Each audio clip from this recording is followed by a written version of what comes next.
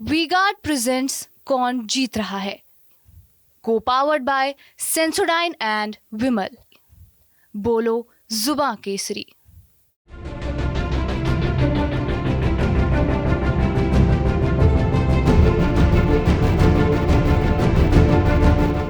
Bathinda Lok Sabha seat से BJP उम्मीदवार परमपाल कौर आजकल खूब चर्चा में है।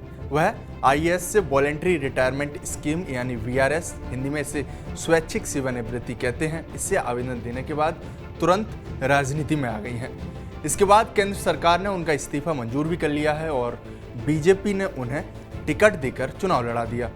इस पर पंजाब सरकार ने उनको नोटिस जारी कर दोबारा ड्यूटी ज्वाइन करने के लिए कहा है, क्योंकि सरकार की ओर से वीआरएस और नोटिस पीरियड से छूट मंजूर नहीं की गई है। हालांकि परमपाल कौर ने दोबारा ड्यूटी ज्वाइन करने से मना कर दिया है और कहा है कि पंजाब सरकार जो चाहे कार्रवाई कर सकती है, उन्हें फर्क नहीं पड़ता। इस सब के बीच आज बात करेंगे परमपाल कौर के बारे में और ये भी बताएंगे कि मामला है क्या। नमस्कार, मैं हूं देवेश यादव और आप देख रहे हैं टीवी 9। श्रोमणी अकाली दल के नेता सिकंदर सिंह मलूका की बहू परमपाल कौर सिद्धू 2011 बैच की पंजाब कैडर की आईएएस अफसर हैं।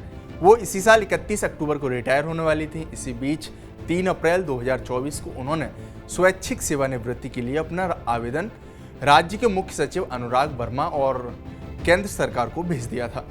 तब वो Punjab state industrial development corporation PSIDC की MD के पद पर कार्यरत थी। हालांकि वीआरएस के लिए आवेदन देने के साथ ही उन्होंने अपना पद भी छोड़ दिया। इसके बाद वह 11 अप्रैल को अपने पति गुरप्रीत सिंह मलूका के साथ बीजेपी में शामिल हो गई और पार्टी ने उन्हें बठिंडा से टिकट देकर मैदान में उतार दिया। इसके बाद से ही पंजाब सरकार और परमपाल कौर आमने सामने आ गई हैं। 7 मई को सरकार ने परमपाल को नोटिस जारी कर कहा है कि उनके वीआरएस आवेदन पर अभी फैसला नहीं लिया गया है। साथ ही उनको बताया गया है कि नियम 16(2) के तहत उनको 3 महीने के नोटिस पीरियड से भी छूट नहीं दी गई है। इसमें बताया गया है कि 3 महीने के नोटिस पीरियड में छूट देने का अधिकार सिर्फ राज्य सरकार के पास है और उसने छूट नहीं दी है, इसलिए वह ड्यूटी से रिलीव अथवा रिटायर नहीं मानी जा सकती है। ऐसे में वह तुरंत फिर से अपनी ड्यूटी ज्वाइन करें। इस नोटिस में पंजाब सरकार ने परमपाल कौर पर झूठे कारण बताकर वीआरएस लेने का आरोप लगाया है। नोटिस में कहा गया है कि परमपाल कौर ने केंद्र सरकार को पत्र लिखकर वीआरएस के लिए मां की तबीयत खराब होने और अन्य पारिवारिक जिम्मेदारियों का हवाला दिया था। ऐसे में नियम 3 के तहत केंद्र सरकार ने उनका इस्तीफा स्वीकार कर लिया, लेकिन बीते कई दिनों से वे राजनीतिक गतिविधियों में सक्रिय हैं, जो वीआरएस लेने के लिए बताए गए कारणों को झूठा साबित करता है। लिहाजा राज्य सरकार ने अभी भी 3 महीने के नोटिस पीरियड को माफ नहीं किया है, जो नियम 16(2) के तहत जरूरी है। इसी के चलते वीआरएस के लिए भी अभी तक कोई आदेश जारी नहीं किया गया है। नोटिस मिलने के बाद परमपाल कौर ने पंजाब की भगवंत मान सरकार को अपना जवाब दे दिया है। उन्होंने कहा है कि केंद्र सरकार ने उनको रिटायर कर दिया, इसलिए वह अपनी मर्जी से जो चाहें वो करें। उन्होंने ये भी दावा किया कि वीआरएस के लिए आवेदन में उन्होंने कुछ भी झूठ नहीं लिखा है। उन्होंने लिखा था कि अब अपनी बूढ़ी माँ के साथ रहना चाहती हैं, साथ ही उनकी ज़िंदगी में कुछ और भी योजनाएं हैं। उन्होंने ये भी साफ किया कि जल्द ही अपना नामांकन पत्र भी दाखिल कर चुनाव के मैदान में उतरेंगी। अब आपको बताते हैं कि वीआरएस मंजूरी का अधिकार किसके पास है।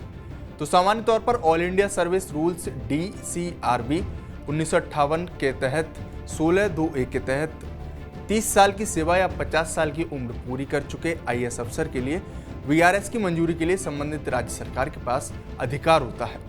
हालांकि केंद्र सरकार ने आईएएस अफसर परमपाल कौर का इस्तीफा ऑल इंडिया सर्विस रूल्स 3 के तहत मंजूर किया है। इस नियम के तहत केंद्र सरकार के पास इस बात की शक्ति है कि वह उन आईएएस अफसरों के इस्तीफे मंजूर कर सकती है जिनके इस्तीफे राज्य सरकार मंजूर नहीं करती है। लिहाजा central civil services conduct rules के मुताबिक केंद्र सरकार के अफसर या कर्मचारी चुनाव नहीं लड़ सकते हैं और सरकारी नौकरी में रहते हुए कोई भी न तो राजनीतिक पार्टी का हिस्सा हो सकते हैं और ना ही राजनीतिक गतिविधियों में शामिल हो सकते हैं। लिहाजा परमपाल कौर को पंजाब सरकार की ओर से वीआरएस में क्लीन चिट नहीं मिली है, फिर भी वे चुनाव लड़ रही हैं। ऐसे में क्या उनकी नामांकन और चुनाव लड़ने के बीच पंजाब सरकार की वीआरएस से क्लीन चिट न देना रोड़ा बन सकती है?